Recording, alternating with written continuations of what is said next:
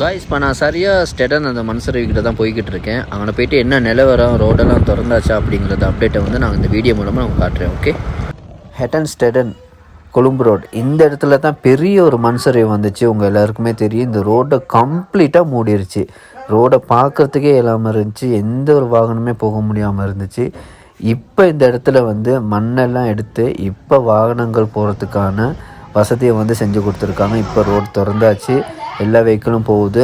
ஆனால் ஒரு விஷயம் என்னென்னா, போகிற வெஹிக்கிள் எல்லாருமே ரொம்பவே கவனமாக போங்க.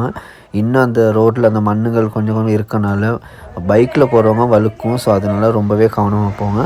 இதில் ஒரு முக்கியமான விஷயம் என்னென்னா, இந்த மண்சரிவில் பாதிக்கப்பட்ட அந்த ஐயாவோட சடலை வந்து வட்டவல்ல ஆற்றில் வந்து இருந்ததாக வந்து நியூஸ் வந்திருக்கு. அது 100% உறுதியாக சொல்லியிருக்காங்க. ஸோ அதனால் அந்த ஐயாவோட ஆத்மா சாந்தி அடையணும்.